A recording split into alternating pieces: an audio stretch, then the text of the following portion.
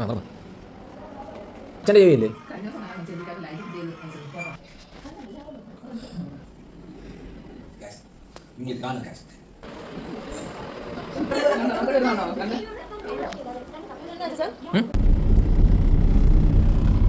Hi hello welcome back to our channel. ഇന്നത്തെ video ഒരു special video ആണ് കേട്ടോ. അപ്പോൾ ഗൈസ്, എനിക്ക് 38 വീക്സ് കംപ്ലീറ്റ് ആയി. വെളുപ്പിനെ ആയപ്പം എനിക്ക് ചെറുതായിട്ട് വാട്ടർ ബ്രേക്ക് ആവുന്ന പോലെ തോന്നിയപ്പോൾ നമ്മൾ ആശുപത്രി കാണിക്കാൻ വേണ്ടി പോവാണ് കേട്ടോ. ഡെലിവറി കാണുമെന്നുള്ള പ്രതീക്ഷയിലൊന്നും അല്ല പോകുന്നത്, ജസ്റ്റ് കാണിക്കാൻ വേണ്ടി പോവായിരുന്നു. പക്ഷേ അവിടെ ചെന്നപ്പോഴത്തേക്ക് എന്നെ അഡ്മിറ്റ് ചെയ്തു കേട്ടോ. രാവിലെ തന്നെ ചെറുതായിട്ട് വാട്ടർ ബ്രേക്ക് ആയപ്പോഴത്തേക്ക് നമുക്ക് പേടിയായി കേട്ടോ. അതുകൊണ്ട് തന്നെ രാവിലെ തന്നെ ആശുപത്രിയിലോട്ട് വന്നു.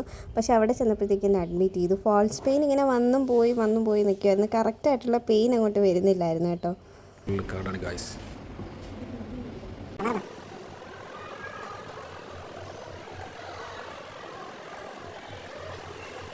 അങ്ങനെ ഡോക്ടർ വന്ന് നോക്കി കറക്റ്റായിട്ടുള്ള പെയിൻ വരാൻ വേണ്ടി കുറേ നടക്കാൻ പറഞ്ഞു കേട്ടോ.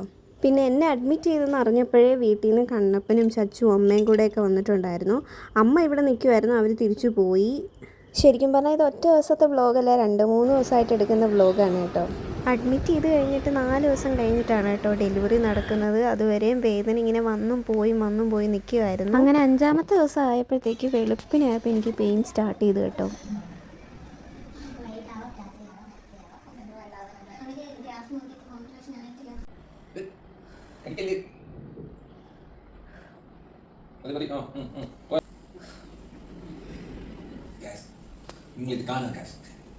അപ്പോൾ ലേബർ റൂം താഴെയാണ് കേട്ടോ. അപ്പോൾ ലേബർ റൂമിൻ്റെ അടുത്തുള്ള വാർഡിലേക്ക് എന്നെ ഷിഫ്റ്റ് ചെയ്തു. അങ്ങനെ ഡോക്ടർ വന്ന് കുറേ PV ഒക്കെ നോക്കി. ഡോക്ടർ പറഞ്ഞത് കോൺട്രാക്ഷൻസ് ഒന്നും ആയിട്ടില്ലെന്ന് പറഞ്ഞ്.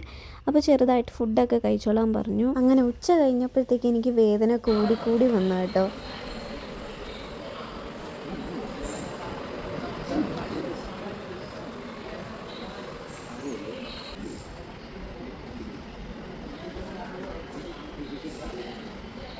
അങ്ങനെ വൈകുന്നേരം 6:30 ആയപ്പോഴത്തേക്ക് എന്നെ ലേബർ റൂമിലകത്തോട്ട് കയറ്റി കേട്ടോ.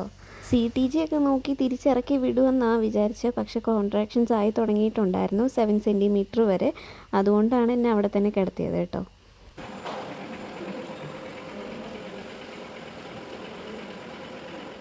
അങ്ങനെ കുറേ നേരം കഴിഞ്ഞ് രാത്രി 10:30 ആയപ്പോഴത്തേക്ക് എൻ്റെ ഡെലിവറി കഴിഞ്ഞു കേട്ടോ. പെൺകുഞ്ഞായിരുന്നു.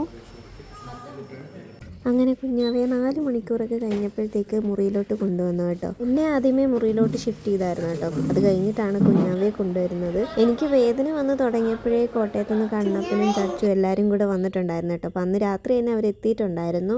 എൻ്റെ ഡ്യൂ ഡേറ്റ് വരുന്നത് ജൂൺ 27 ആയിരുന്നു കേട്ടോ. അങ്ങനെ ജൂൺ 19-ാം തീയതി രാത്രി 10:30 കേട്ടോ ഡെലിവറി. അങ്ങനെ ഡെലിവറിയൊക്കെ കഴിഞ്ഞ് 4 ദിവസം അവിടെ കിടന്നു കേട്ടോ. മൊത്തം 8 ദിവസം കണ്ട് കിടന്നിട്ടുണ്ടായിരുന്നു.